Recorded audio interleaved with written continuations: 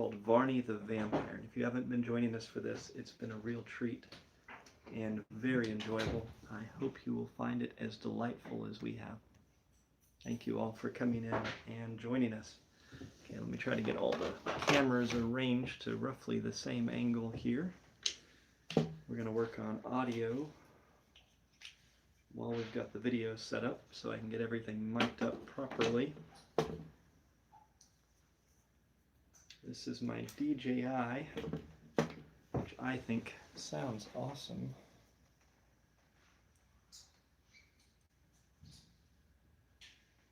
Let's see here. So 18 minutes from now we will begin our vampire story reading. Thank you all for joining us. Go.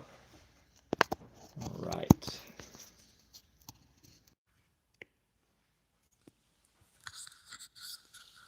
Looks like we're all wired up now. Let's just hook that up there. Very good. Thank you so much. I am not in New Orleans. I'm in Fort Smith, Arkansas. But our corruption is just as good, isn't it? We're just as good as New Orleans when it comes to corruption.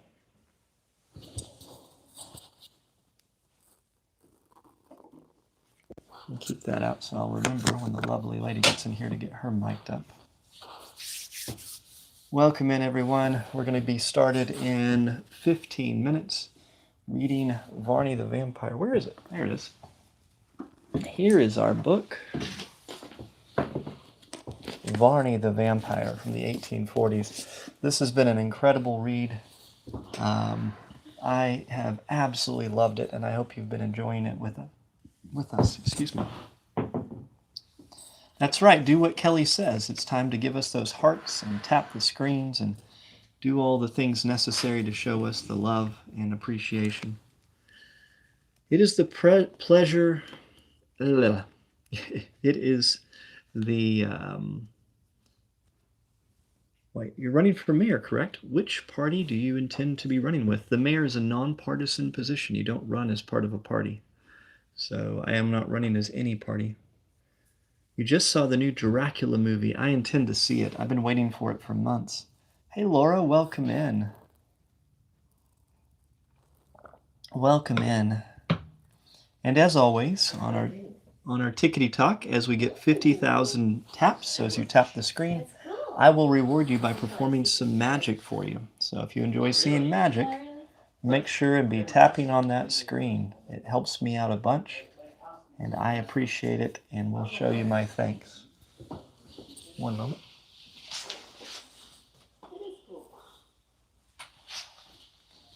All right.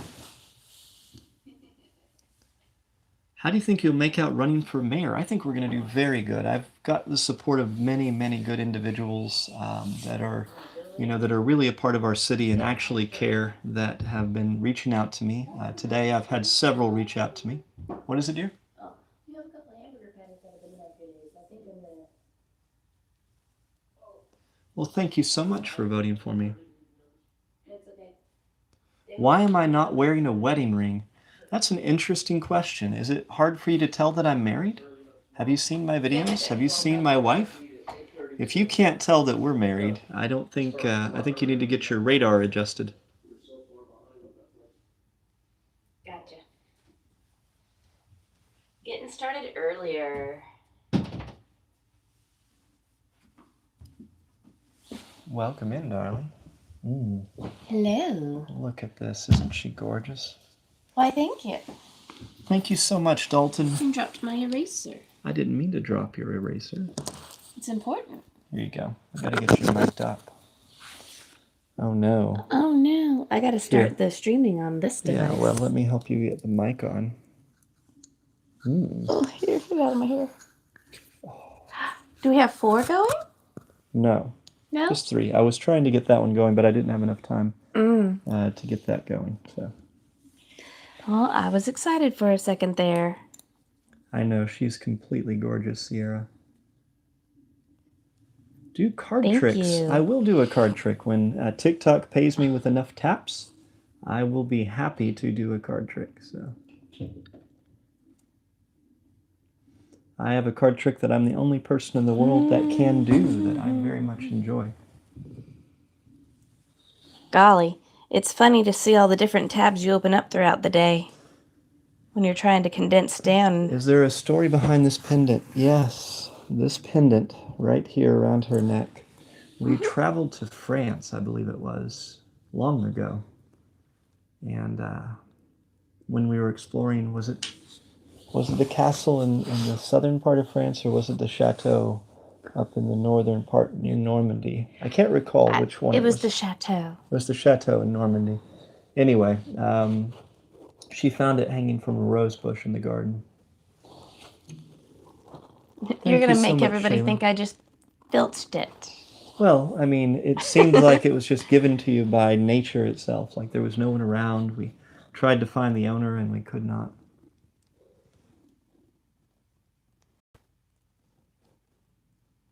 And I'm glad that you can use a word like felch. Felching is a great word.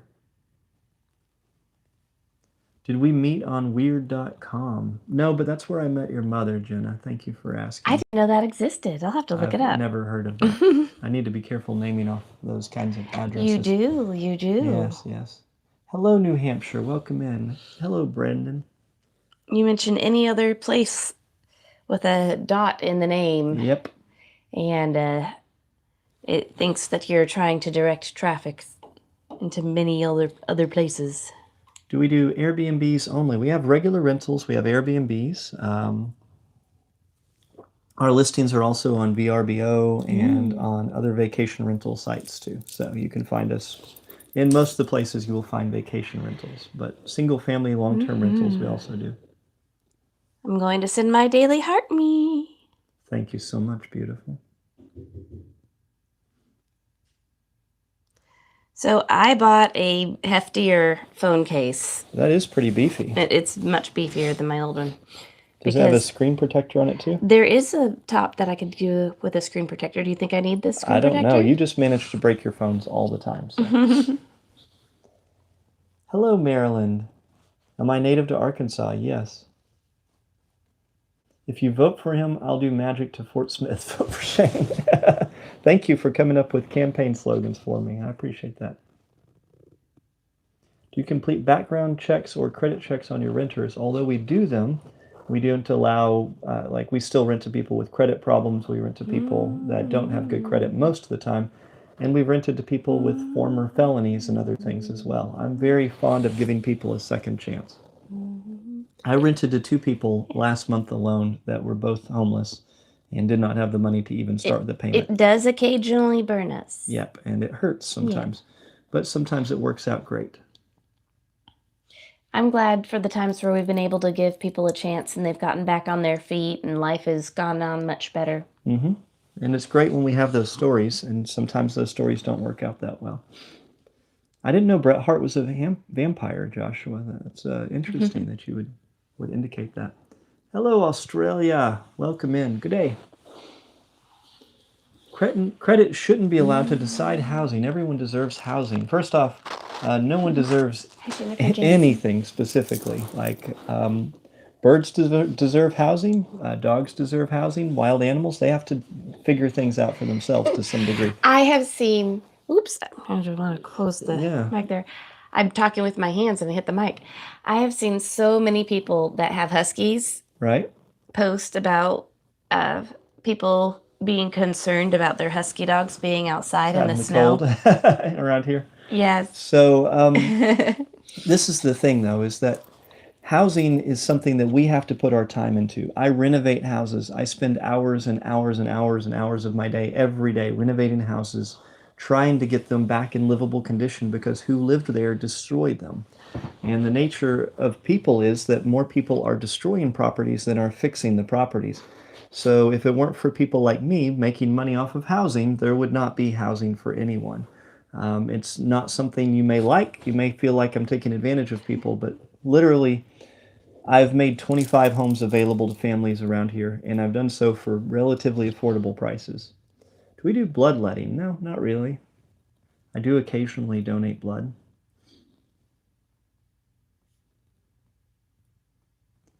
We have 2 Burmese mountain dogs. Can't get them into the house. I can imagine. I can imagine.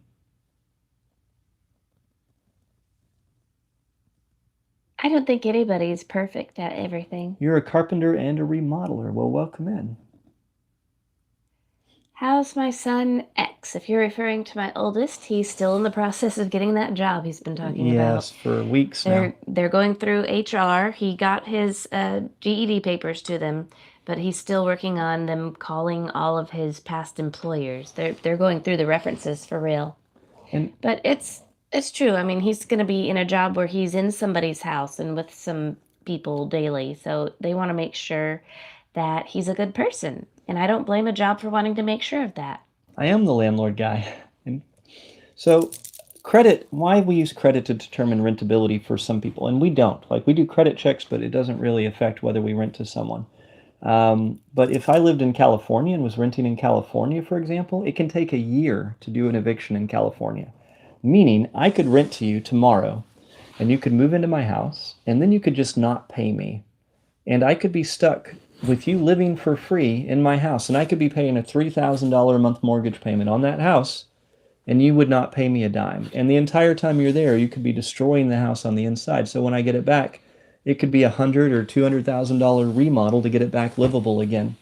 That's the reason why in states that have a lot of landlord protection or tenant protection laws that protect you from slumlords, rent is so high, is because there's so much risk to us putting a person in a house and then them not being able to pay it. Where I'm at, it's very easy to evict someone. It's very quick, so we can take a chance with people, and I give people a chance. I gave 2 homeless families a chance last month, both of which were looking at homelessness and had no money, and I put them in a house without even a deposit to take care of them before the bad weather happened. So why could I do that? Because I'm not in California. If I was in California, I would have to say, hell no, I'm sorry, I can't. Because if I put them in the house, they then have rights to it, and I wouldn't be able to make them leave. It's the strange thing that trying to protect you from bad landlords is exactly what creates so many bad landlords. Oh, it says it doesn't quite take a year in Cali. It doesn't take a year. Well, it takes many, many months, and I've heard people that it takes up to a year in California. So let's say 6 months. Still, that's a long time. That's a very long time. In Arkansas, it can be 2 to 3 weeks. So to put that in perspective, still, imagine this. Let's say you go to work and your boss is like, hey, I can't pay you for your week's work, but I'll hit you next week. And you're like, okay, well, I'm going to keep working here. You work there the next week, and the boss is like, nope, I can't pay you this week. I'm sorry. Something came up. I had a flat tire and had to take care of getting tires. And you're like, okay, well, then the 3rd week of work, your boss still doesn't pay you. At some point, you're working for nothing, and you have a problem with that. When landlords aren't getting rent, we are working for nothing.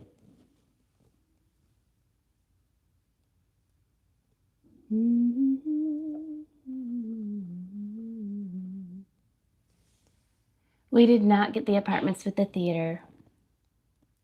Thank you. I'm glad you like this color. I like it too. He does not have a law degree. He is not a lawyer. We're going to be in a movie coming up very soon, actually. So we've been cast to be in a movie, and I've got another exciting project I can't wait to tell you about. But I'm hoping to be able to share the landlord guy. A new trailer tomorrow. Oh, it's almost time. We've got 4 minutes left, and we're going to begin our story. So. Can we be any more creepy? You mean we're allowed to be? Darling. Thank you for permission. How wonderful. Hello, George.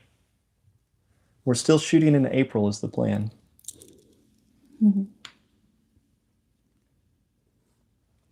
If I see you, wave to you. Welcome in, UK. Welcome in. We're so excited. Tonight we're reading Varney the Vampire, as we have been doing for some time. As you can see, this is a very thick book.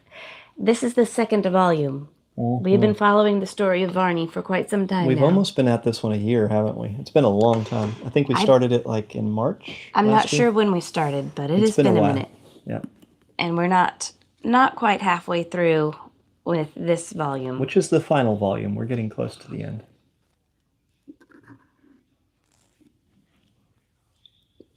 I'm going to put that here. Is it expensive to live in Texas? It's more expensive than it is to live in Arkansas. I'll tell you that. Unless you're in the northwest part of Arkansas, it can get Texas kind of has been growing by leaps and bounds, and I'm sure there are areas of Texas that are less expensive than if you're going to, say, the Dallas, Fort Worth metro area or San Antonio, Houston. Those areas of Texas are growing. They're expensive. They're very populous. But, Texas is a big place, and I'm sure if you go out to West Texas, you're going to find a lot less people. Thank you, Chastity. Thank you. My wife reminds you of Tiffany off of Chucky. Oh, you guys say the sweetest things. You're so kind. That's so nice of you. Thank you for noticing. I'm like the guy from The Room. Oh, hi, Mark. That was a sad movie. It was. So terrible. It was. We had to watch that movie just because so many people said we had to watch that movie, Yes. and it was so terrible. It's terrible, but it's watchable. It's the worst movie that you can actually sit through and watch. For whatever reason, it's just interesting enough that you can watch it, and for no reason. There's no redeeming quality about it, but it's just interesting enough to watch. I don't know. You're wrong. It's interesting. We're still talking about it. Most bad movies you don't even bring up again, like Stallion of the Cimarron. I mean, have we ever... I liked it. That was a terrible movie. I never think about that up until... Well, I just did, but... Oh, thank you. Thank you. That was such a bad movie.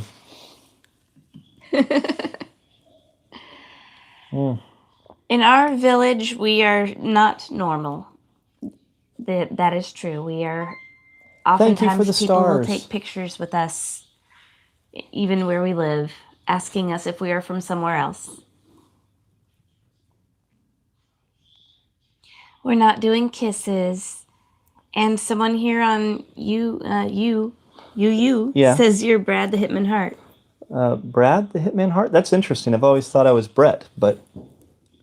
Oh, it does say Brett. We need to get you into an eye. Have you made an eye appointment yet? I keep forgetting. You need to get that scheduled. I have so many things I'm doing. I know, but that's one we need to quit putting off for you. Actually, when I was in Sam's Club the other day, I did walk up to the optometrist area, but it was closed. Ah, yeah. We need to get you into an eye doctor. Brad Hart, Brett Hart. Whoever. Who cares? Whatever. It's 7 o'clock, so we've been joining Varney, starting with his quest to buy a property, Bannerworth Hall. He put so much effort into this and was trying to make a fair offer, and the people refused to sell it because he was a vampire. They were discriminatory against him. In the 1840s, can you believe they were discriminating against vampires? And they ended up burning his house down and chasing him out of the village, but he ended up making a fortune on the way through some questionably ethical ways, but probably more ethical than our local city council. So using that fortune, he impersonated a baron for a little while and managed to orchestrate balls and get arranged to have a wedding. And just as he was about to be wed, it got interrupted by people from the city that were still discriminated against him, that got invited to the wedding and realized who he was. And so he fled. And now we're joining a completely unrelated person to Varney. He's a colonel who came from India, and there's already been some mysterious vampiric incidents happening. He served in India. Yeah, he was in India serving in the military. So he came back and is retiring, and he's met a young lady who's been wooing, who is very interested in his handsome fortune. And they've been trying to confirm his wealth using a lawyer and some other means. But they're getting very close to planning a wedding now, and I guess that's... They're to the point where the young lady has picked out bridesmaids. Yes, they tried to pick out ones that were not very pretty looking, so as to not be a distraction. I think is one of the things they indicated. They wanted... Miss Marguerite Meredith. All right, so Jennifer will be reading the parts for the normals, and I will be reading the parts for the vampire. I mean, Colonel. The Colonel. He's not a confirmed vampire at this point. So Marguerite. And then it's Miss Twizzle and Martha, her friend. So, and Miss Meredith is our lovely lady who is getting married to Colonel DeVril. I know how that is, said Marguerite before she left the drawing-room. That was through my ma. I dare say that she has invited them to take tea with her tonight. I should not at all wonder about that. I have not seen them for some time. They keep a great deal at home, and visit but little. They are playful, homely girls, but good-hearted, and that is why I prefer them to more fashionable friends, whose goodness of heart I cannot rely on. They are insincere. You are very right, but you will, I hope, let me see your friends.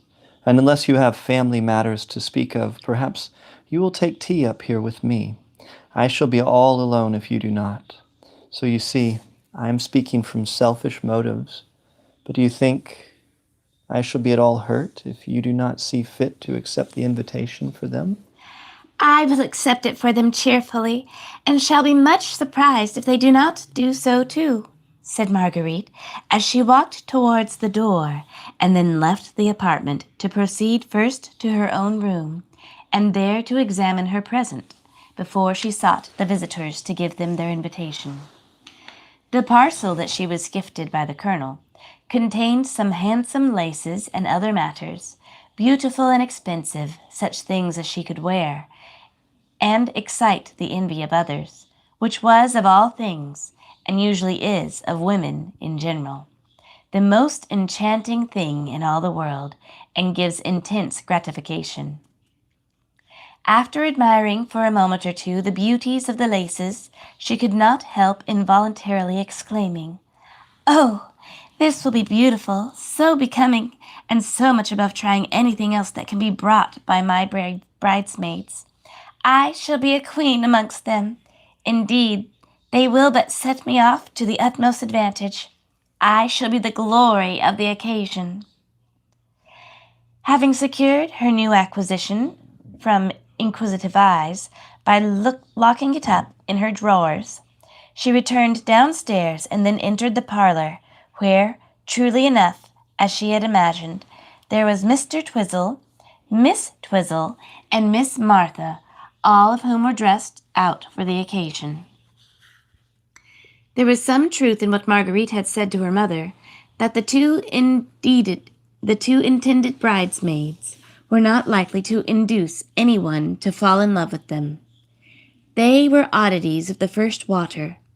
Miss Twizzle had light brown hair, bushy eyebrows, a straight masculine nose, a mouth that turned up on one side, and one of her eyes had a gentle inclination to gaze at her nose, while her complexion was increased by a vast quantity of sun freckles. Then, as for Miss Martha, she was another beauty of a similar class, hooked nose with one eye paying undue attention to the auricular organ, while the other was somewhat injured by a blank appearance.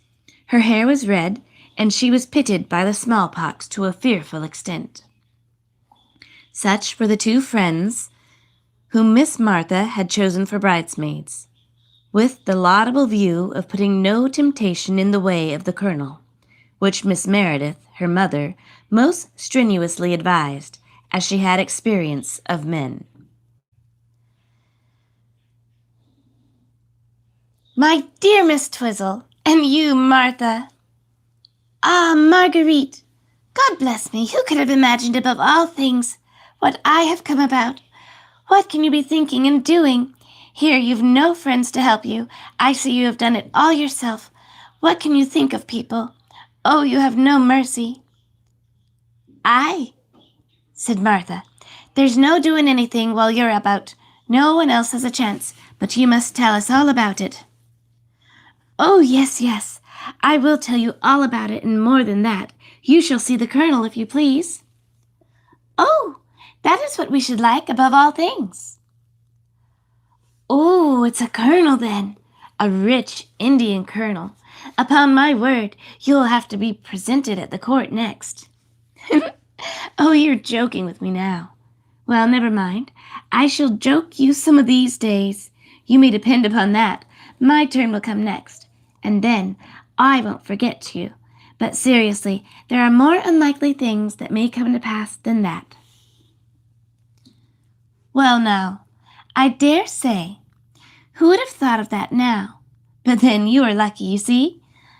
Only think what might have been the case if the colonel had been a young man. Why, he might become as great of a man as the Marquis of Gamby. Why, you'd have been a marquisess then. Well, bless my heart, how things do come about. Well, you'd better come up to the drawing-room, said Marguerite, and see the colonel who is waiting for tea for us all. Come, Ma. Yes, my dear, I am ready. Mr. Twizzle, will you come? If you please, said Mr. Twizzle, if you please. We shall now soon have the pleasure of seeing an end to this affair, for as it is come off, why, when it is over it will be all better. Expectation is always a time of uncertainty and anxiety, at least to most people. So it is, Mr. Twizzle, so it is, and I am not without my share of it, for in the first place, human life is short, and circumstances may alter cases, so I am anxious to see it over, and offer no impediment to the way of completion of the marriage. Certainly, you are quite right. Having made up your mind to permit the marriage to take place, why, the sooner the better. They were all now introduced to the colonel, who was very polite and courtly, which in some degree embarrassed the young ladies, who were compelled to put on, as they expressed it, their best behavior, and so did not become quite so familiar. However, that did not spoil the harmony of the meeting, for the young ladies considered there was more respect paid to them, and the less they were able to appreciate the politeness which they were treated, the more they believed themselves honored. They were well enough pleased, and the conversation turned upon various matters, while Mr. Twizzle was uncommonly attentive to the colonel.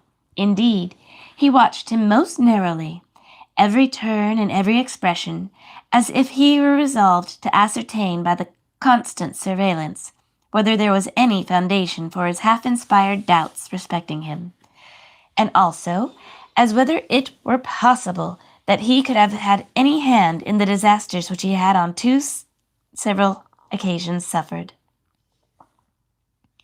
But yet he could see nothing at all that gives him the slightest pretext for persisting in his suspicion. He appeared the same easy, careless individual who would not trouble himself to consider whether he was watched or not, or whether his actions were the subject of other people's thoughts, or whether they were unnoticed. It mattered nothing to him. It is singular, he muttered to himself, very singular, how it could all happen by accident, and only at a moment when I was watching him. I can't tell, and yet the occurrences were of the character to another they would seem wholly unconnected, and I am unable to connect them, save by fancy. But he looks not a very old man, but rather like one who has the full use of his faculties. He is singularly pale, to be sure, and yet at times he does not appear so old, nor does his arm and leg seem quite so bad as others. Perhaps it varies according to the circumstances, the weather, the moon, unforeseen circumstances. The moon. Interesting. He remained cognitive very quietly by himself. He was thoughtful, and could by no means divest himself of the idea that there was something more than common, about the colonel. He don't seem so blind with that eye as he might be, he muttered. But there is no use calculating about it. They've got such luxurious habits and fancies in India, that if he fancies one of his eyes is any degree weak, he will wear a shade for its preservation. Well, he is entitled to do so, but he ain't so old as they imagine, and that will be no deterrent to him, or to them. So much the better, unless they reckon upon the colonel's being unalived, which would hardly be an object to them, seeing that it could bring them no more. Indeed, it would diminish their income. But he's a tall man now, and if he did not stoop so much, he would yet be a fine man. These thoughts passed through his mind time after time during the whole evening, while the colonel himself was at times conversing in the most refined and courtly language, and doing much towards amusing them, with anecdotes of the places that he had seen and the battles that he had fought. You would be surprised to hear that in India there are places so cold that they more resemble the polar regions than Central Asia, of which we used to think of as being one of the hottest regions in the world, filled with wild animals and numerous serpents. Certainly, we hear more of that than anything else. The yellow fever, the cholera, and all these kinds of things caused by exposure to the heat. So they are, but it is only in the plains, and not on the high tablelands and the mountains, where you gradually meet more temperate climates, many of which equal northern Europe for solubility, and further up you come to frozen regions. Indeed. Well, that is a phenomena. Oh dear, no. The altitude of the plain and the exposure make the sole difference. I remember once I was sent with some other regiments to chastise some of the hill tribes. Under whom? Under whom was that? General Walker. He was a very able general, and he performed some extraordinary marches under him, as well as some service. Oh, indeed. What might have taken place? I will tell you an incident that did take place, and not relate more scenes of carnage that we passed through in the execution of our duty than shall be actually necessary. We had on one occasion to storm a city, on another a fortified town. It was strong and well protected by nature and art. Well, we arrived there. The gates were closed against us. Boomsticks were brought to bear, and the men appeared on the walls. I have to censor some of the words to be appropriate for all the social medias. Appeared on the walls. We expected, of course, a sharp time of it, and being only the advance guard, we halted for the main body to come up with us. And after having summoned the garrison to surrender, we put posts and watchers for the night, not expecting to do anything upon the occasion, nor did we expect the main body up with us to the middle of the next day, they having sent word to me that they would not be up in consequence of some accident or some part of the train which would have to be repaired, but a portion of the troops would advance a stage nearer to me in case of an accident, upon which I would retire for support or send to them to come up in the exigencies of the moment, should most require. But they did not anticipate any movement at all, nor did we. The fact was, we had made a forced march of it, and had gotten over more ground than we had expected, and our main body did not think that we should have been so near the scene of action as we were. However, a council of war was held amongst the officers, and it was resolved that we should attempt nothing without the assistance of our comrades, as the place was very strong, as I have before told you. Well, sir, half the night was over, and we lay fast asleep, having had a very hard day's work of it, so hard that we could sleep sound on the bare earth. We were all suddenly awakened by a loud explosion, which shook the very earth under us, and upon starting up and rushing out of our tents, we saw the earth and the air illuminated by the explosion of gas. We afterwards learned and guessed at the moment of one of the enemy's powder magazines. In another minute, we found that there were plenty of falling missiles with the debris of the magazine and the mangled corpses of the men who were near it. There was an instant order to muster the men. Everybody knew what was meant. They were all ready in a few moments. Indeed, we slept by our arms, fully accounted for it did not take long to be ready for action. We were ordered to form in divisions and bodies, and there was an ample breach made by the explosion. There I was ordered to mount the breach and enter the town for the purposes of assault. We did this. We marched down upon the breach after some difficulties, and were fairly in it. But our commanding officer had known of the difficulties, he would not have incurred the responsibility of ordering us to advance. For the ruins that we had to scramble over were dreadful, and had there been light, we could have every one been picked off by the enemy. Darkness was our friend, and we got into the town with a comparatively trifling loss.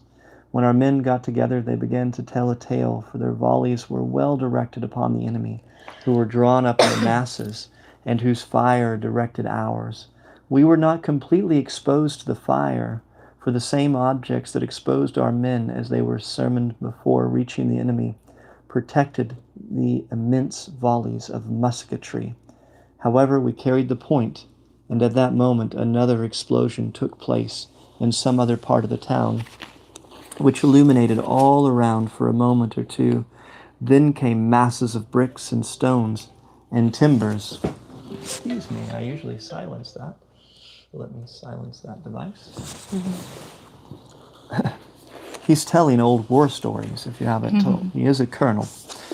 For a while we were staggered. We did not know what to think of this affair. We knew not whether we had an enemy to fight or even where he was. We were completely at a standstill. But this did not last long. The defenders fled and left us masters of the field. We remained under arms all that night till daylight. Glad were we indeed when daylight came. We were fatigued so much so that our men could scarcely stand in the ranks. Then parties were sent out to look after the wounded who had been left in all imaginable situations. Oh. My poor baby. You've been sick lately. She's a little under the weather. Sorry. No, don't be sorry. It's okay. I feel bad for these.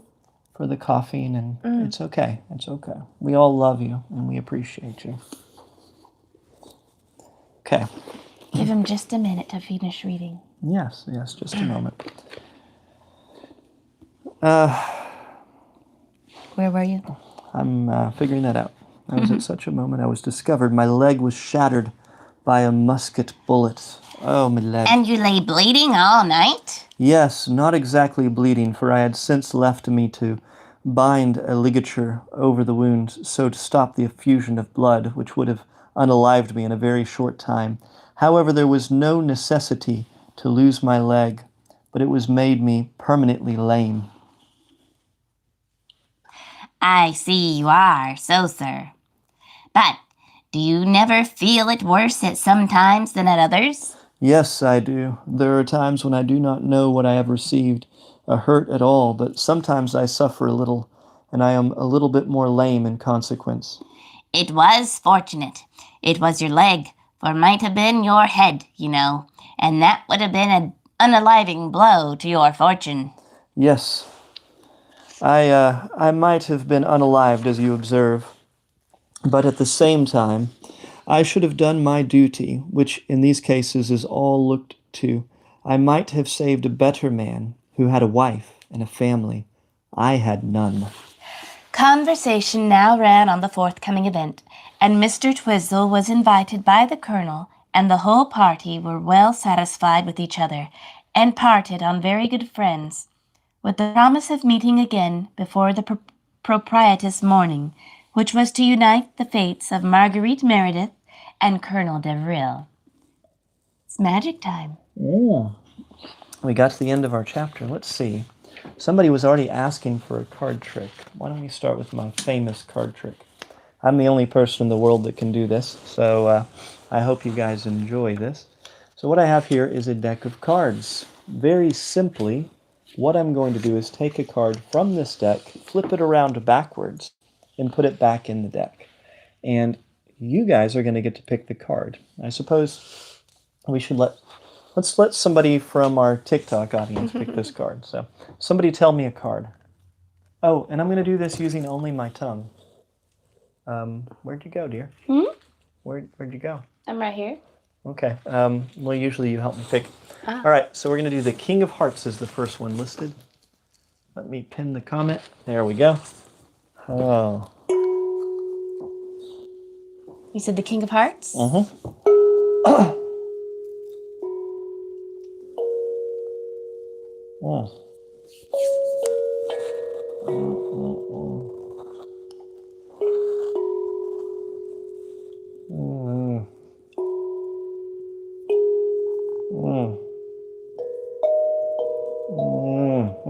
Mm. Ah. All right.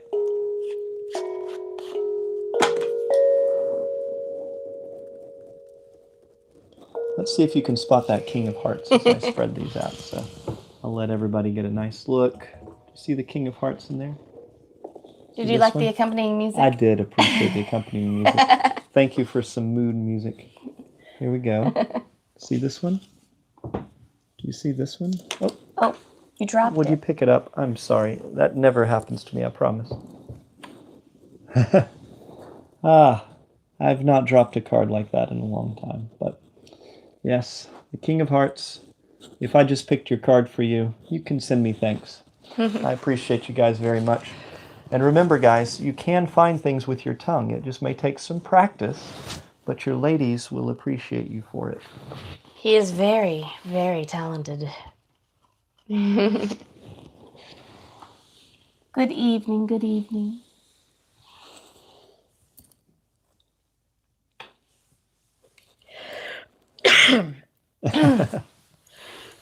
Oh, my poor baby. Still coughing a bunch. Are you okay? Let me see. Open.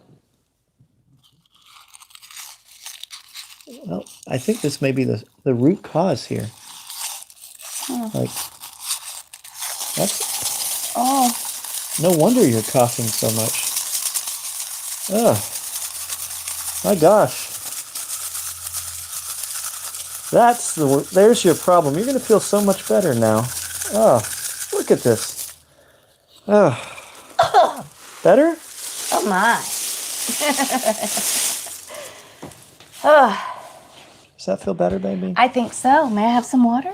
Yes, here you go, dear. Have some nice salt water.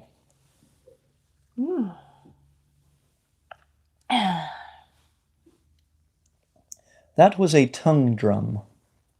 Yes, a little something in my throat. Drum. Yes.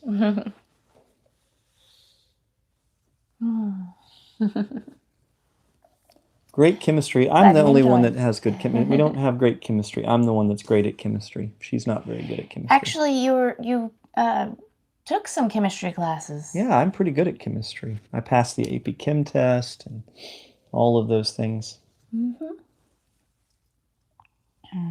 Thank you. Thank you. Yeah, I don't even think she knows how to balance equations. Or chemical equations. They have to be the same on each side of the equal sign. There isn't an equal sign in a chemistry equation.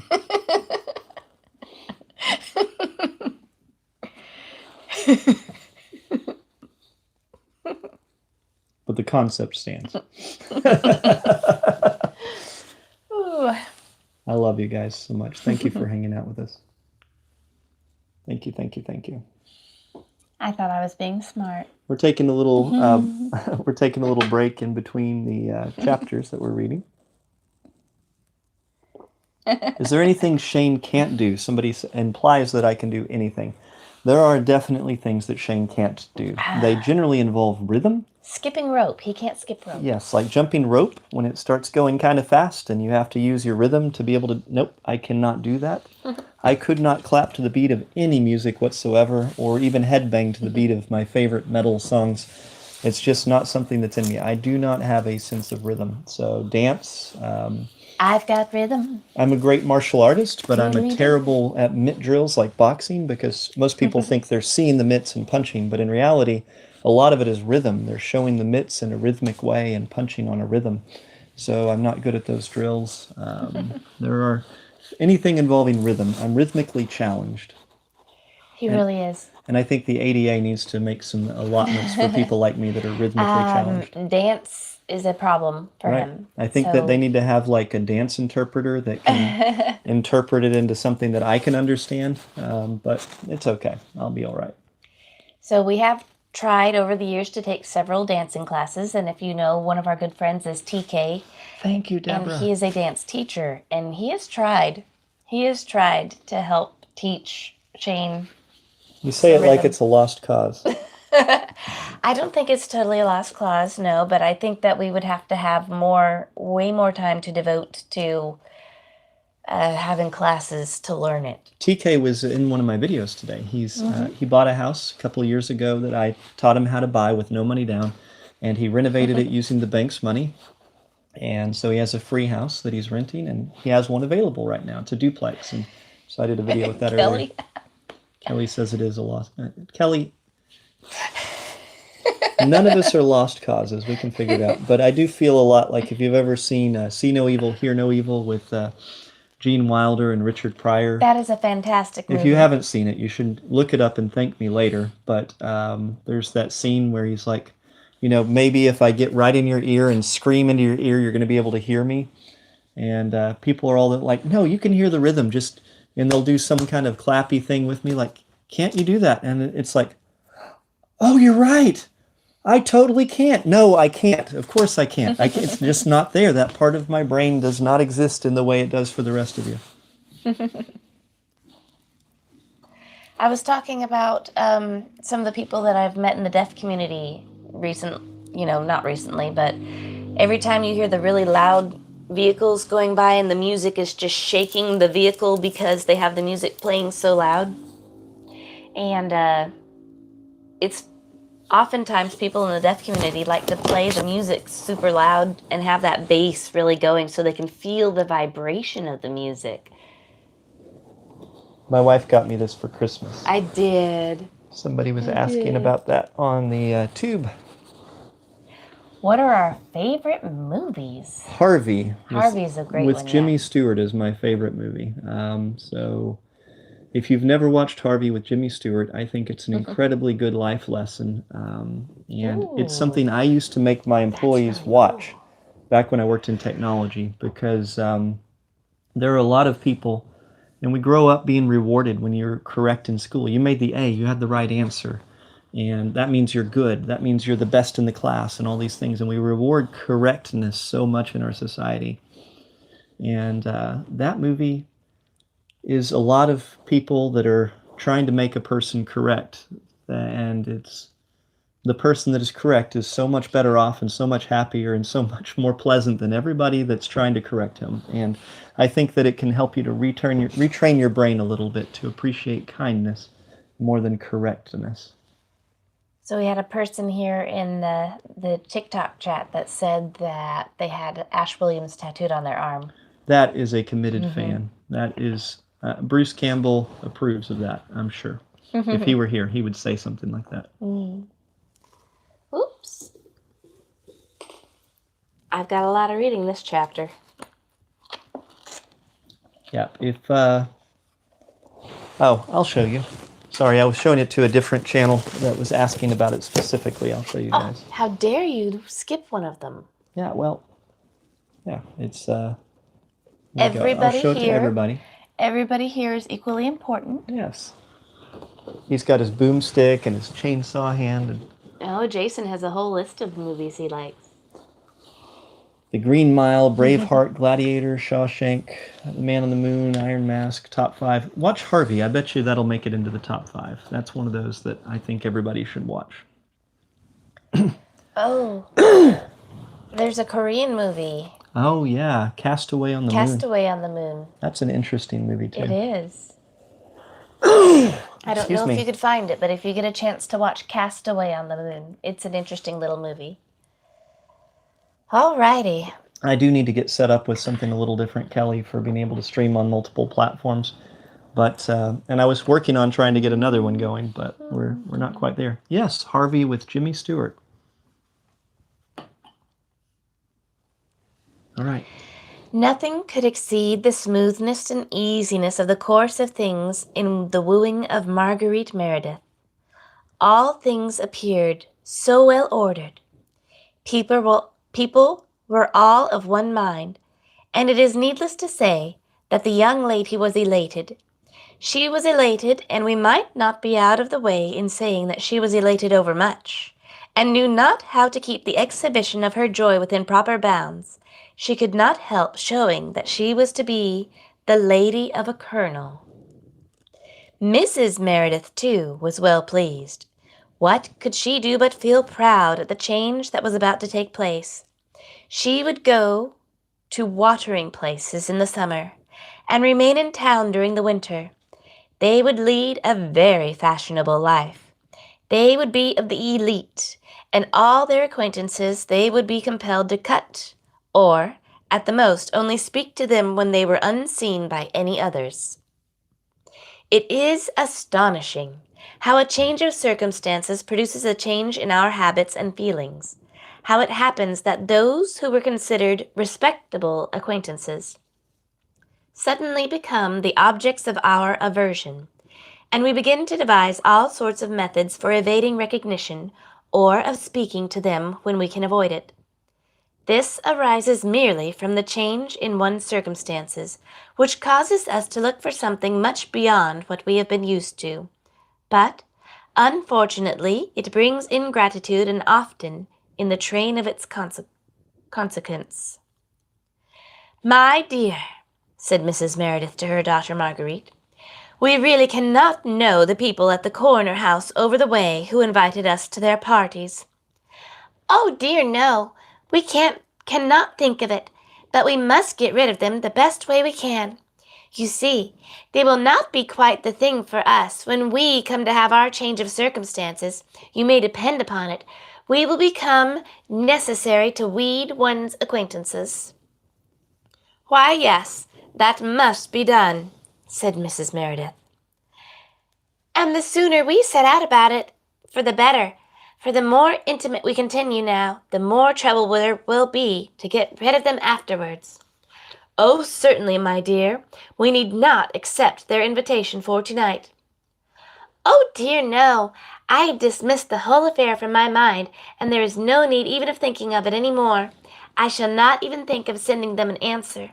The consequence will be that they will be angry, and expect that we shall go and apologize, and when they find that we don't, but that we try to get rid of them, they will be baffled, and the whole affair settled." "Well, that is a very good plan, my dear. Then, you know, there are the Morgans, and we must positively get rid of them. It will never do to have those young men hanging about. The Colonel would do something dreadful, to say the least of it. Why, he would pew-pew them, and perhaps have a separation. Who knows?" "Oh, but then I should be entitled to a maintenance." "You would, my dear. But unfortunately you'd well know Excuse me, sorry. that you have no property, and that, added to an early separation, would put it in his power to offer you and to compel you your acceptance of a very small sum, which he may pay as he pleases, weekly, monthly, or quarterly." "Oh, I see, Ma. But we will run no risk of that. No risk of that kind of thing whatsoever. Moreover, there would be those girls. They would be a nuisance hanging about the Colonel." "No doubt, no doubt. And the cause of unhappiness in the extreme. Better to leave all such people. You are a great deal better without them. Why, I tell you what, you will be at no loss of company or acquaintances. You will find that they will be sure to spring up. Property is sure to enable you to choose those whom you will have and whom you will not. The reason is obvious enough. Moreover, like loves like, you know, and people with means soon find out those who have none." "Oh, yes, Ma, and those who have plenty. Besides, a colonel and a man of rank and standing. Everybody knows that a colonel in the India service is a rich man, and that would bring us all into the best of society. Only think of my going to Bath, and Bristol, and Brighton in their seasons. Oh, of course, we couldn't keep company with people who can't afford to go to some fashionable places at least one time a year." What a twit. I had to touch the puzzle piece. I didn't mean to get between you and the magnet. I was Or talking about the her. mic. Oh, of course. Of course, that's what you're talking about. You weren't talking about me that way. Of course. No. You would never say something like that about me. "Oh, dear, no, certainly not, my dear. But there is no need of our troubling ourselves about the matter. We shall only go when the Colonel goes, and we shan't be seen without him, and he'll be a constraint upon them, and therefore, where they find themselves uncomfortable, they will not come again." "Oh, that will be a very good plan, for it will appear as their own faults." but at the same time, I do not trust to that upon all occasions. It might fail, and then we should have to take some unpleasant steps to get rid of them, which is certainly easily done, but unpleasant." "Oh, yes, yes, certainly," replied the mother. And then suddenly a knock and ring came upon the door. Marguerite said, "Dear me, who is that? I hope none of these people whom I've been speaking about. It will be a dreadful nuisance to all, especially when I'm to be married in 3 days more." "You needn't be seen, Marguerite. I'll see them." "Oh, do, Ma, and I'll go upstairs, but let's hear who it is first. Who comes today?" At that moment, she heard the door. Come on, be Jack Pringle. Be Jack Pringle. Be Jack Pringle. I hope it's Jack Pringle. I hope it's Jack Pringle at the door. At that moment she heard the door open, and her own name pronounced, and at once knew the speaker, and she said to her mother, "Oh, Ma, it's Miss Twizzle, and my bridesmaid. What an affliction! But then I must see her. She has come, I suppose, to consult me about some new gown, or the way in which she and her friend will have their hair done, or on the occasion. Nothing more important, I dare say." "Very well, my dear. They had better come in, and send them in, pray," she added to the servant. "Oh, Miss Twizzle, how glad we are to see you." "Now, really," said Miss Twizzle, "how kind you are, for I'm sure that you speak the truth. Oh, Marguerite, do you feel all the flutter?" "I don't indeed. I'm very comfortable, and I hope that you are quite well. Don't put yourself out on the way on this occasion. You need not, I assure you." "Oh, I've got my pa to give us new gowns and some lace, but I did not mean to tell you that. I and Martha, we had agreed that we should keep it a secret between us, that we should not say anything about it to anyone, but surprise you on your wedding morning." "Ah, well, you've been a great deal of trouble and expense about this affair, I'm sure. You really must not think that I wish you to do all this. I really don't know how to scold you enough, for I shall be dressed very plainly indeed." "Oh, but you are the bride. We ain't, you know, and that makes the difference. Besides which, we have a visitor come up to London to see us." "Oh, indeed? Some young gentleman, I suppose, whose heart that you want to run away with, and so have another wedding, and upon your own account this time. And perhaps you are helping Miss Martha to a husband? What is he? A physician? A divine?" "What's a divine?" I don't know what a divine would be. So this is set in the 1820s. Yes. In England. Divine. When you're divining something, you're searching, like, right? I think so. Like a divining staff to find water, right? But I also would think that a dessert can be divine. Right. Or a god can be divine. Well, you also have the, Mr. Divine in the Space Trilogy. Yeah, I know. That we've been reading. I don't know. I need to plug something in, though, or we're going to lose our Facebook audience. Oh, we do love the TikTok shop. The TikTok showcase. The TikTok showcase is quite nice, yes. There we go. Let's maintain our connection. A specialist in whatever you do. Ah. A divine. Okay, I see. Well, you might be a divine. Am I a specialist? I'm more of a jack of all trades than a specialist in any one particular thing, right? I suppose.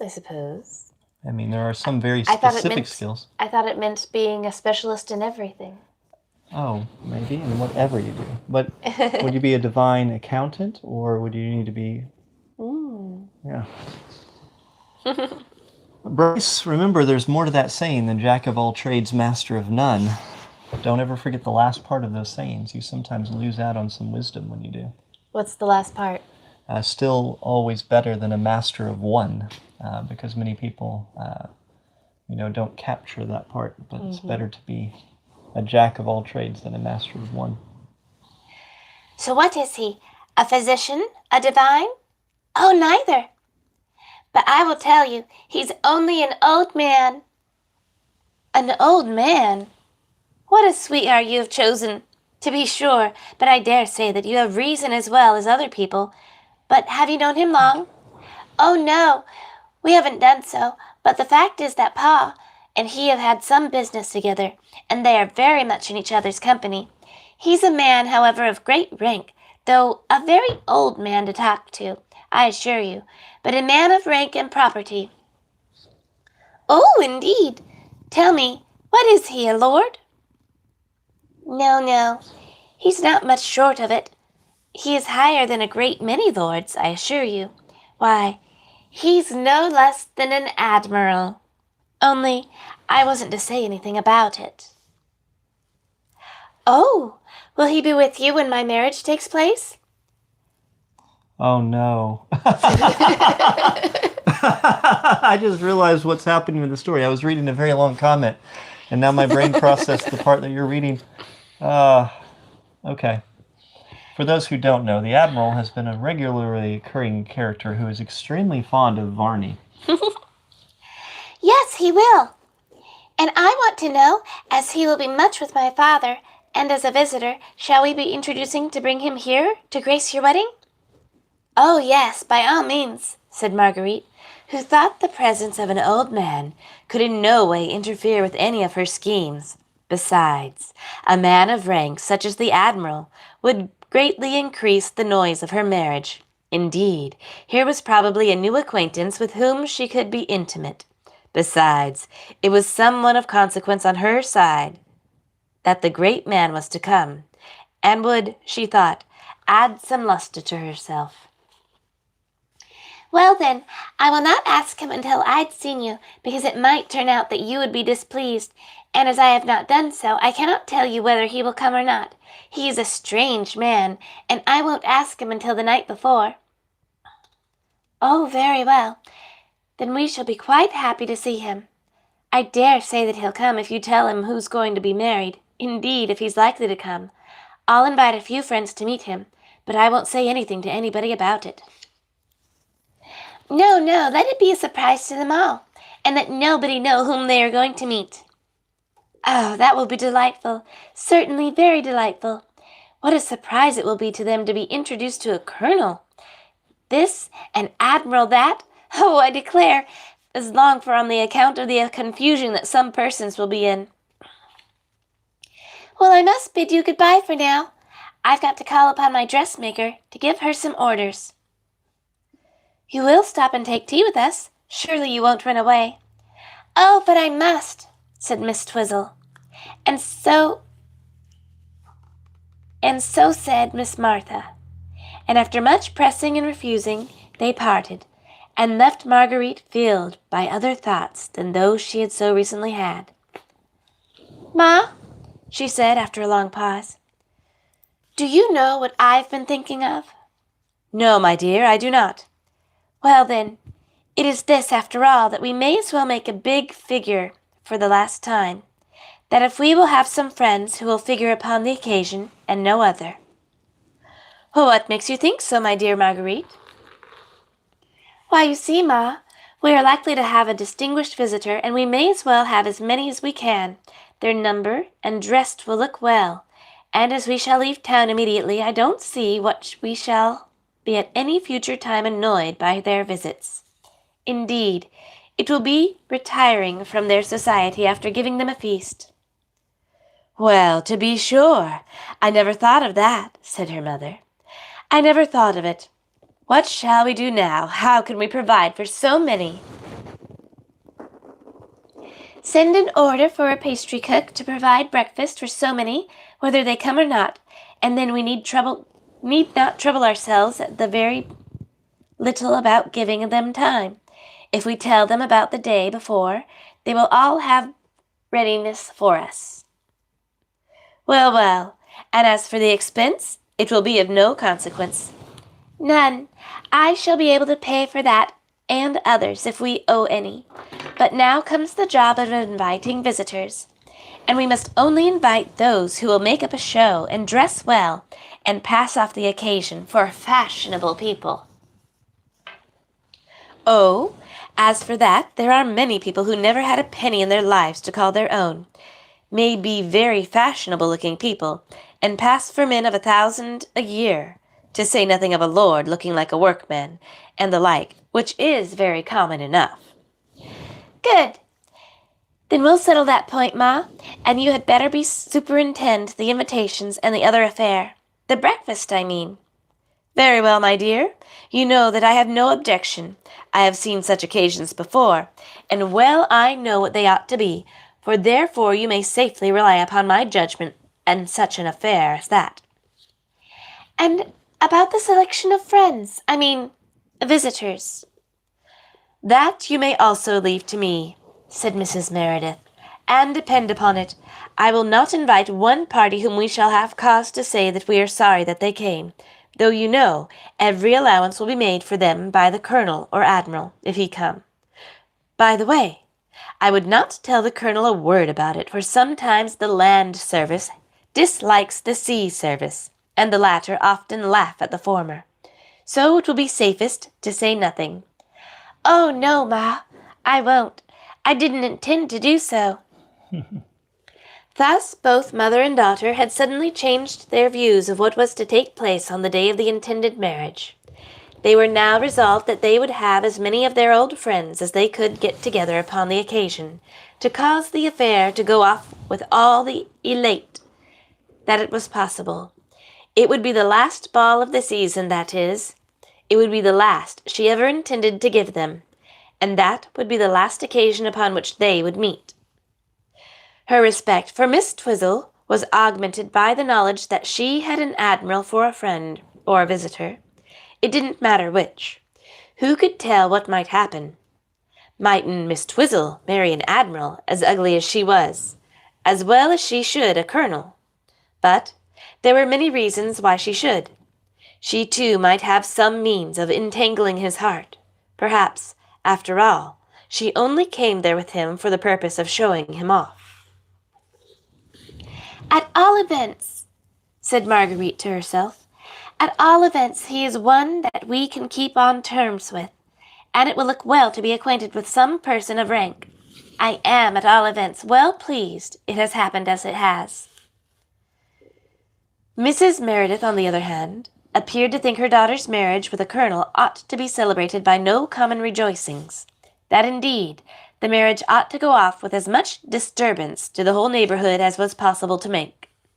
This could not be better effected than in the manner we have referred to, namely, inviting a number of persons to come and be present at the ceremony, and to take a late breakfast, and to wish the bride joy to see her depart, and then to lose sight of her, as she hoped, forever. This purpose Mrs. Meredith ably carried out, and she succeeded in inviting about 2 or 23 persons together, and any person who had a carriage and would come, it was sure of an invitation. That was a passport to the marriage feast. Well, she muttered to herself as she reckoned up the number of persons whom she expected to be present upon the occasion. Well, I don't think that I have omitted anyone who ought to be present, nor have I invited anyone who ought not to be here. I shall have a busy day of it, very busy. But the result is everything so long as the marriage takes place and we are really married to an East India colonel. Why, we shall do, there can be no doubt of it.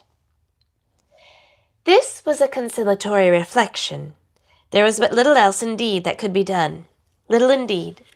The cook had the order for the entertainment the next day. They had but little to do in the household with there.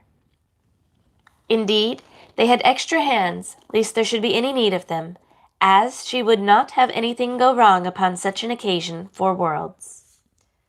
But there was one thing that gave her some satisfaction, and that was Mr. Twizzle had not been to them lately to give any doubtful counsels, ever since she had announced her intention of permitting the marriage to take place. He had not been to express any doubts about the matter, but had been a mere spectator, doing all that was necessary. He had forgotten all objection, and never made one. He was perfectly quiescent, but would now and then look very hard at the colonel. But that was all. He never discovered anything, and all was smooth and pleasant. I wonder what admiral could be showing up at the wedding. Oh, dear me, I wonder. I can't imagine. So for those of you who have been joining us since the beginning of this story, I guess you know what's in store for our poor Colonel DeVril when the Admiral shows up. The Admiral doesn't seem to like Varney very much, and definitely doesn't want Varney to be happy. You think so? Or do you think he has some false beliefs about vampires? Maybe it's just discriminatory. Maybe it's prejudiced, people have definitely been known to judge the vampire kind a little too harshly sometimes. We are reading Varney the Vampire from the 1840s. This book is 50 years older than Dracula. It circulated in England, and it would have been one of the stories that would have inspired many of the things from Dracula that you now know about vampires. Says your frame rate is too slow. Yes, I know.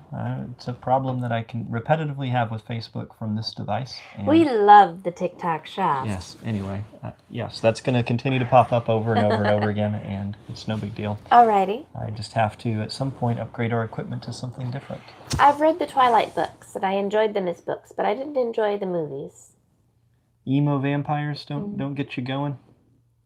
Emo? We have to be emo because we're vampires? Well, no, Twilight, isn't that what it was about? Was it emo vampires? Not quite. Oh. Did he say it again? Book of Faces. Book of Faces. Sorry. I speak with words. What do I think about the Fort Smith Water Park? I've been there once to actually go and enjoy it, and once to do a tour of it when I became a realtor. Mm-hmm.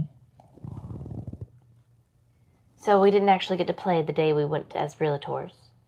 And it was okay. It wasn't anything that special. We do like to swim. I like the Alma Water Park a lot, which is nearby. I think it's more shady and more pleasant feeling. The one in Fort Smith feels more harsh. I think it's because they need to have some more trees around. They cut down a lot of the trees, and there really weren't many trees in that particular park anyway.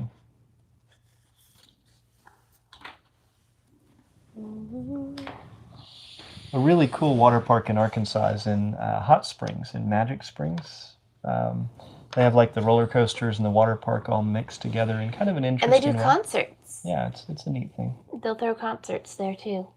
You're $10K in debt. What do I do instead of delivery? So you need to read the book Rich Dad, Poor Dad, Caleb, and you need to start learning to use your debt to get out of debt. Mm-hmm. We are $700,000 in debt. Or more, yeah. We have a huge amount of debt, but we use our debt to buy things that are worth more than the debt costs us. So when you use your debt to make your money and make you out of debt, the more debt you're in, the more wealth you will build. And this is the secret to using it. It is a tool. You can find a copy of it on my TikTok showcase, but you can find it at libraries, you can find it at Walmart, you can find it almost anywhere. Look for the book Rich Dad, Poor Dad. Yep. Always use it to buy things that are going to make you more money in the end. Mm-hmm. Hello. You ready? Darling. I'll take another drink. I was born ready. You were born ready? Yes. Thank you. I know, she's gorgeous. She's practically perfect in every way. Oh, thank you. When we get to 100,000 taps, we will do some magic, or if we get some significant gifts from either of our other channels. So your hearts and your gifts and all those things influence how many times I will perform some magic for you. Thank you. Your house payment went up to where you can't afford it. We had that happen to, we didn't get to where we couldn't afford it, but that does change. So you may have a fixed rate term on your loan. So say, for instance, our very first home that we bought, that we raised our children in, our house payment started off at about $520 a month. So as time went on, the value of the house rose. We did improvements to the house, the neighborhood value, just the normal value of houses over time go up. So, of course, our taxes increased on the home, and that was in our escrow. So that increased the payment of our house. Then the citizens of the town, as we do, voted for more taxes on property taxes. And so that made the house payment go up again. And so when we when we moved out of our house 15 years later, the payment was, I want to say 900. Something like that. 900. 800 maybe. It had gone up like $300, even though it hadn't been refinanced. The interest rate hadn't changed. It was just that increase in insurance, increase in taxes. And in Fort Smith, you guys need to get prepared. Our median house price went up 24% last year. 24%, meaning that, like, that's unheard of. That's higher than Northwest Arkansas at their fastest time of growth. Property values in Fort Smith have skyrocketed. Those of you who listened to me last year and bought houses, congratulations. If you spent $100,000 on a home, you made $25,000 over the last year. Doing nothing but paying with just having it. So real estate is a great way to make money. Don't be afraid of it because payments can change. Just learn how to use it. They will do that. Are we going to begin? We are going to begin. Will it help if I quit interrupting you? Yes. Okay. I'll stop interrupting you. I will. I love you. Accident, strange to say, had taken our old acquaintance Admiral Bell to the house of a lawyer, there to transact some business as well as to lodge at his house. The fact was, the old admiral, hearing that a brother officer was in trouble, one who had shared with him the dangers of the sea and the fight, he came to town to see himself what could be done, and finding the affair beyond his comprehension, or at least beyond his power of personal interference, that, in fact, it required the aid of a third party, and that hired person must, of necessity, be a lawyer. He determined to employ the man who happened to be the conversant with the circumstances of the case, and this was no other than Mrs. Meredith's friend, Twizzle. However, the Admiral's goodwill towards the race who follow the law not being so great as his philanthropy, he determined to watch every stage of proceedings, and to permit nothing to be done without his knowledge, and to see that nothing was neglected. Hearing from Mr. Twizzle the affair that was to take place, a sudden crochet entered his head that he should like to be present at the ceremony, and he broached it to Mr. Twizzle, who turned to his daughter to ascertain if it were at all possible. That young lady was desirous of shining among her acquaintances as one who could introduce an admiral, and who did not like the idea of Marguerite Meredith being so fine a lady as she now attempted to make herself appear. Indeed, she would have been willing to have assisted in raising her some species of mortification. She felt more than true pleasure in the disaster that would be the cause of such feelings. There was a very general dislike to Miss Margaret Meredith, and in truth, she was much more than usually arrogant and proud, and took all imaginable methods of vexing and mortifying those around her. But there is little to be said about that. The consent was brought back to the attorney, who felt somewhat elated at it, and communicated it to the Admiral, with some remarks upon the kindness and consideration of the persons who had done him so much an honor. This, however, only had the effect of drawing from the Admiral the word swab, and then he became silent and did not appear to be at all taken aback by the knowledge that an East India colonel was the bridegroom on the occasion, and one of very large property and singular behavior. Pardon me. So sorry. The evening before the marriage was a busy one. The young ladies had to arrange and rearrange all their finery, and the bride herself had the task of seeing how she became her bridal dress. To do an infinity of other little matters, and to contemplate the change that was about to take place in so short a period. A few hours more, and she would be a wife. The colonel himself did not in the least fall off his ardor. He was particularly anxious that it should on no account be delayed after that day. A day later, he appeared to have the utmost objection to. Indeed, he declared that he would do anything if it came but a day or two earlier. However, this was considered impossible, and the young lady was permitted to have her way, though it was expressly stipulated that it should not be an hour after the appointed time, for he declared himself unaliving with impatience to call her his own. "Now, Ma," said Marguerite as she sat talking to her mother the night before.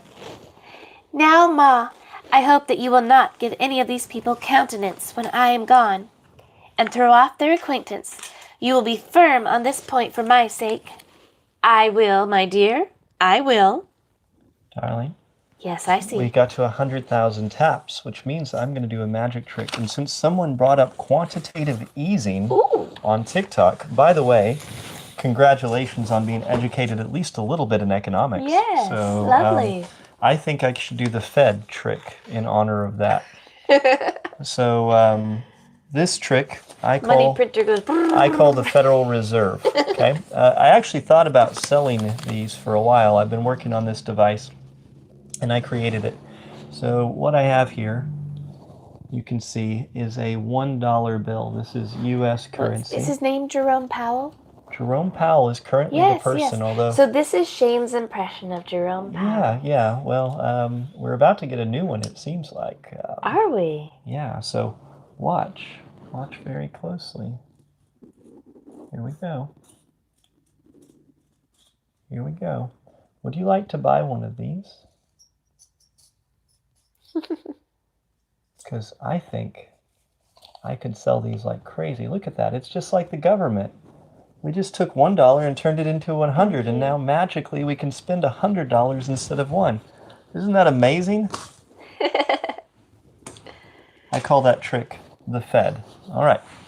We do love the TikTok shop. All right.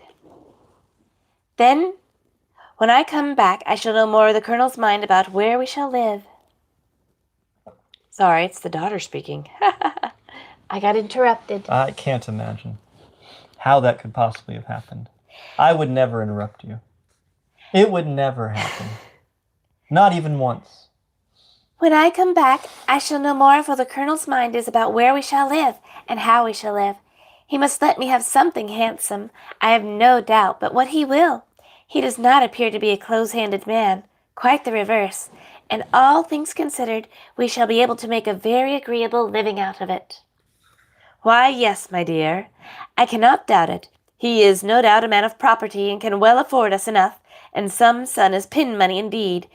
He is too liberal now to be otherwise by and by. Perhaps he will keep on his house. Perhaps he'll keep on this house and pay for the proper domestics, and keep a carriage. Oh, what a change it will be for all of us, and how the neighborhood will stare. Oh, yes, Ma, they will. But suppose we were to reside out of the town, that we should have our carriage driven into town as a matter of course, and now and then sleep in town when we make up a party, or went to the theater. Yes, my dear. What time shall you see the Colonel this morning? Not before I'm ready to go. To church? Well, but you will have some breakfast with him. Oh, no, he will be in his own room, I dare say, till late. He was scarce present himself before the time has come to start. You know his habits. He does not get up very early, and I do not expect to see much alteration. At 11 o'clock, we are to be at the church. We breakfast at 9, you know, so we shall have time. Oh, well, he's sure to be down to breakfast. There can be no doubt about that. Indeed, he must be called for the purpose, of course. There must be some deviation from regular rule upon extraordinary occasions, like the present. Well, there may be, but have you given all the invitations you intended to give? And have you got any answers to them so as to ensure their attendance? Oh, yes, that is all safe and fixed. We shall have a good many here by 8:30 in the morning, at the latest, but you must contrive to let me have money very soon, or to send me some up, as I am getting very short, for I have laid out a great deal of money lately, and much more than I could under other circumstances, to spare or to afford. Oh, of course, Ma. You will not lose anything by this. I shall take care of you. Not a penny that you have laid out, but what shall be repaid, and and with a handsome return. But do not think about this. It grows late, and I must sleep. Do, my dear, and I will wake you in time in the morning. Oh, dear. What is it, dear? They're spending all this money on the wedding. Right. Well, I mean, they're going to be making a fortune when it goes through, and what could possibly go wrong? They've got a perfect plan. Oh, what could possibly go wrong? Right? This is like a repeating story now, though. This is very similar to what happened last time. I think the moral of the story is don't have admirals for friends, right?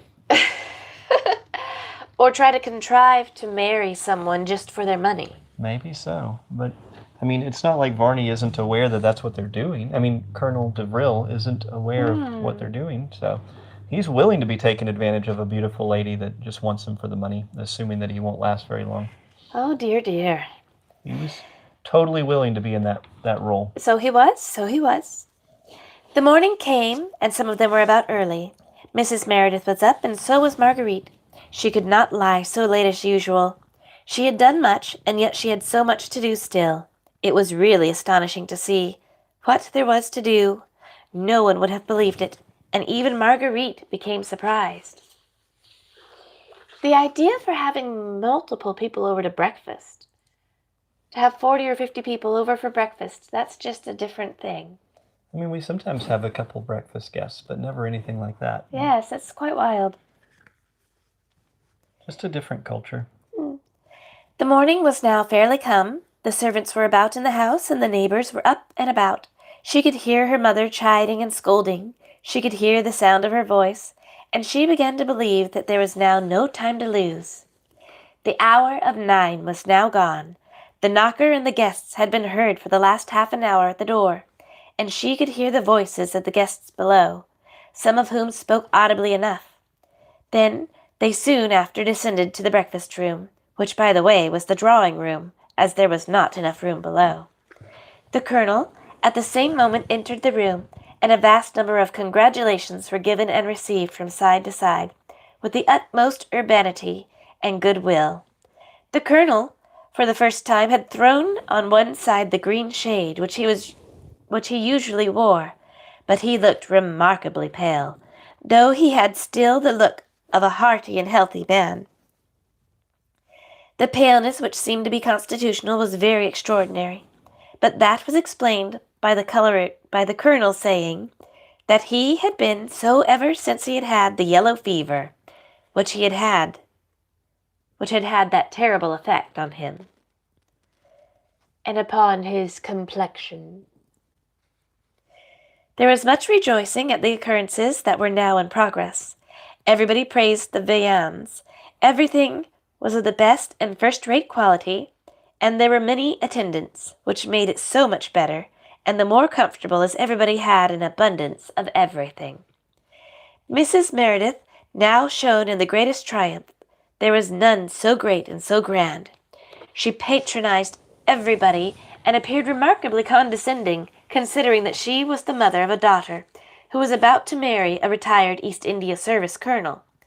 There were few who did not understand fully the nature of the consideration of the lady herself. Besides, she was the presiding goddess of the feast. Among those who had been invited was Miss Smith and Mr. Smith. This was the young lady who had been so terrified at the attack that had been made upon her the first night that Colonel DeVril lodged there. And on that night he was so terribly vexed and disturbed. Mrs. Meredith had invited them because they were people of means, and Miss Smith could not now do any mischief because the colonel was pledged to Marguerite too far to retract, and, as there were several young females, why, the more the better, because it would divert his attention. Miss Smith, however, came out of curiosity, and because it was a wedding party, which is the delight and admiration of all young females, and Miss Smith was no exception. Mr. Smith was civil and polite, and hid his internal dislike to the colonel, which he felt the colonel could not account for it. Neither did his daughter.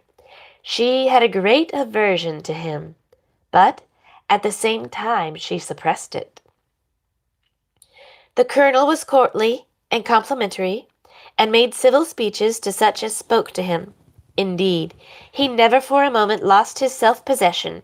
He stood in a less stooping posture than usual, and he was considered a tall, handsome man. A fine man. Mr. Twizzle, I am happy to see you, especially gratified to see you. You will be witness to my happiness today. You will mark my progress in this affair and learn what lesson it may teach. That is the way we should pass through life, Mr. Twizzle, is it not? Gain knowledge by experience and become in old age a wise man. Why, yes, oh, yes, said Twizzle, who felt that there was something in the remark that touched him to the quick, and he winced under the smart, but he thought it might have been accidentally given, and the colonel was quite ignorant of his disasters, and yet it was a very home thrust, without any previous introduction to it, that made it all the more uncomfortable, and he merely replied, I'm happy to see you, Colonel Devril, and to see you so happy, and the young lady who I am sure deserves to be happy. In fact, I think that you both deserve happiness. I am sure. I wish you every imaginable joy, and it gives me great pleasure in seeing it. When an attorney is doubling down on wishing you happiness so much, you got to wonder what decisions you're making in life. I am sure you do, sir, but you do not seem to eat and enjoy yourself? I am so occupied in witnessing the felicity of others that I had forgotten it. Moreover, I expect a friend to be present who happens to be late. He is quite a stranger to all present, and therefore I wished to countenance him as much as I could on that account. Then I will not press you now. Perhaps you'll do me the favor of introducing your friend to me when he comes yourself, and I shall be most happy to receive him. Why, thank you, Colonel. You do me much honor. I will accept of your great kindness and do myself the pleasure of presenting him to you and to Miss Meredith, whom I hope to see soon changed in name. I hope the time will now be very short. What hour is it? 9:30. At 11 we must be at the church. Well, if we leave at 10:30, then we shall be there in ample time. I would it were over, and that we were on our journey. You are impatient, Colonel. Oh. You are impatient, Colonel. My dear angel, how could I be otherwise when you are the object of my affections? It is not impatience to leave this good company, quite the reverse, but it is because the change of scene, traveling and change of the air will be so much good, and is, I can see, quite necessary for you. I think it will do me no harm, but here comes Ma, who really does look tired. Well, my dear, I am a little fatigued, but you know that I shall have ample time to recover myself. I shall have nothing to disturb my peace. Indeed, Miss Meredith. I am sure you must alter that we must find some other kind of employment for you, and not suffer you to remain hidden at home. You have catered so well for us this morning that I am sure you are a most valuable acquisition to a household. With such a superintendence as yours, we should have everything in the utmost plenty, and at the proper moment. Oh, Colonel, you're so flattering. Oh, so you are. We shall soon show you we are not flattering, I hope. My dear madam, you are life and soul of the whole company. What should we have done without you? I hope all our friends here are happy and comfortable. I do not know them well enough to pay them all that attention and respect that they deserve. Exactly, Colonel. They all know that well enough, and are fully alive to the honor that you do them in being present in the midst of them. Who is that young lady who was looking here just now? Who? The young lady? The young lady with the elderly gentleman by her side? Yes, I should like to be introduced to her. Oh, certainly, said Mrs. Meredith, vexed in her own heart that she had invited her and her father, for she had no wish that any one present should be future acquaintances, but there was no help for it. She must introduce them, and accordingly she went up, with the best grace that she could put on, to both of them to request that they would be introduced to the colonel, who desired the honor of their acquaintance. There was no hesitation, of course, and they at once advanced to meet him, and were introduced to the colonel as Miss and Mr. Smith. I am most happy to see you, sir. And the young lady here is your daughter? I can see by the family likeness she bears to you. Miss Smith, however, could not repress a convulsive shudder. Let me say that again. A convulsive shudder. As she looked upon the colonel, it might have been his complexion, or it might have been that his features brought some terrible recollections to her mind, but she could not for a moment speak. The young lady is ill? Said the colonel, who noticed the emotion. "What's the matter, Clara, my dear?" said Mr. Smith. "What's the matter? Are you ill?" "Oh, no.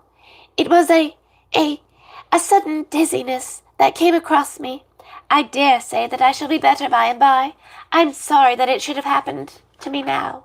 "Oh, my dear young lady," said Colonel Devril, drawing himself up to his full height and looking gravely, but speaking with the utmost courtesy. "You have nothing to regret respecting the occasion. The illness itself is a matter of regret to us all. I am sure, however, let us hope it will be but temporary, and that you will be able to wish me joy and my beautiful bride." You see, Colonel Devril, ever since the night that she was disturbed by the strange attack of what she believes to have been a vampire or something that had the form of a man and the taste for blood, she has been affected thus. Dear me, what a shocking and unbelievable thing. A very shocking affair. I think perhaps the young lady is subject to illness. And he touched his forehead as much as to intimidate. Insinuate. As much as to intimidate. Oh, sorry, I'm going to... An insinuation Okay, yeah. that the lady might be somewhat affected in the intellects. We were looking at two words differently. Forgive me for trying to correct you, my dear wife. Yes, it's all right. No, sir, quite the reverse. I myself saw the tall, gaunt figure gliding away, which felled me in an instant, and I lay half a minute stunned. God bless me. This affair is quite romantic. If a German writer had such material by him, what would he have made of it? There had been a loud knocking at the door, and someone announced, but nobody took any notice of it. Colonel Devril did not hear it, but stood talking to Mr. Smith while Admiral Bell was introduced by Mr. Twizzle, who led him towards the group, explaining what had happened. "By God," said the Admiral, "just see how they're all crowding about the poor girl. Why, they'd extinguish a fire if there was one. Why don't you give the young woman some air? If you don't stand on one side, I'll put a whole broadside into you, as I would a Frenchman." This singular address produced an immediate sensation, and many moved away. "Colonel Devril," said Mr. Twizzle, "allow me to introduce my friend, Admiral Bell, to you. Admiral Bell, this is Colonel Devril. The latter exclamation were uttered in consequence of the extreme surprise depicted on the countenances of both parties. Admiral Bell's surprise was nothing out of the way, but that of Colonel Devril was a matter of consternation. To many of them, he stepped back a pace or two, and then his lips parted as though he would speak, but he could not. He panted, his eyes glared, and his nostrils dilated. "Shatter my mainmast! Upset the caboose! Turn my state cabin into a cockpit, and the quarterdeck to a gambling booth, and to the whole ship's company." "What's this all about?" exclaimed Miss Meredith. "Oh, that odious man! Who is he? What is—" "Why, ma'am, I'm old Admiral Bell, very well known for having beaten the French with the terror of all vampires. I am the terror of all vampires. Why, look at the swab. But you ain't going to get off this time." "What's the dear matter? What's the matter, dear Colonel? Said Marguerite. You are ill? Speak, speak, what is the matter? And here we have a woodblock print of the Admiral. Ooh, sorry, so sorry. Of the Admiral pointing, Just throw things on the ground. at the Colonel. Oh, I'm showing it to everyone. This is from the 1840s, including the woodblock print. So this would have been the original images that we would have seen if we were reading this as a penny dreadful back in London in the 1800s. Ah, let him speak, Said the Admiral. and he'll tell you he's no colonel. And his name ain't Devril. Or if it be, it ain't his only name. He is Varney the Vampire. A vampire, said Miss Smith, starting up with a shriek. A vampire! Good heavens! I was not mistaken then. That must be the man. And she sank back into her father's arms. No, you're beating up the microphone. I would never. What? Has he been up at his tricks again? Exclaimed the Admiral, and he made a stride towards him.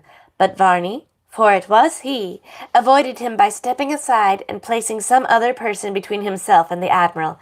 And then he said, What this madman will say, you will not listen to. You... Madman? Well, I'll be alive. Call me a madman, said the Admiral. I wish I had my sword by my side, and I would teach you how a madman can fight. But you are not going. I have something to say to you first. If he's going to marry that young lady, all I can say is that she will be food for him. She'll never live till tomorrow. Her blood will make his pale face ruddy. Varney stood no longer, but seeing many around him who appeared to have an inclination to stop his passage, he suddenly made to the door, which he secured for a moment on the outside, and then, in another, he was clear of the house. This was no sooner done than all present who were staring at each other in mute amusement, and unable to account for what had happened, looked at the newcomer, the Admiral, who immediately began to relate enough about Varney that made it apparent to all present that he was not what he represented himself to be. Amid the commiserations of their friends and their jeers, Mrs. Meredith sold all of her furniture and, with her daughter, retired to some little place where they opened a small shop to eke out a living by such means. They were unable even to pay many debts that had contracted on account of this marriage, and they were, moreover, ashamed to be seen by their former acquaintances. Well, this isn't... Like, if they had just gone through with the wedding, then they would have had access to Varney's considerable fortune, and he would have been able to provide for them a proper living. Oh, but Varney ran away. I know, but had they just stuck with him, they could have ran with him and stuck by his side. This is just another perfect example of discrimination against vampires causing problems. This is Varney the Vampire. This was written in the 1840s. It's 50 years older than Dracula. Hello, hello, Southern California. And it's almost time for us to get ready for our hunting. Our going to bed. It's definitely our evening hours. We thank you, each and every one of you who joined us. Did we read later? Nope, we didn't read too much later than normal. Not too much later. And we appreciate it if you enjoy this. The gifts and all of these things are appreciated as stars. You knew it was Varney? All along? You knew the Colonel was Varney? How could you tell that the Colonel was Varney? Because Kelly's smart. Oh. That's the end of another chapter, an end of another story arc. So I don't know where Varney is going to go now. That's the second time his wedding has been interrupted by the Admiral. Varney. He would have gotten away with it too. It had not been for that Admiral and that dog and those kids. You're late. Oh no. So sorry. Yeah, it does seem almost like a Scooby-Doo type scenario, doesn't it? Almost like Scooby-Doo. This one has such tiny writing. I know. I can read it, but I have better eyes than you. We need to get your eyes adjusted. We need to get them checked. Good night, Jeff. Good night, everybody. Thank you. Thank you. Have a lovely We will talk evening. politics on another live in the future, I promise. I do apologize every time I've accidentally hit this lapel mic. I need to probably figure out a better place to put it than right here. All right. Let's end. And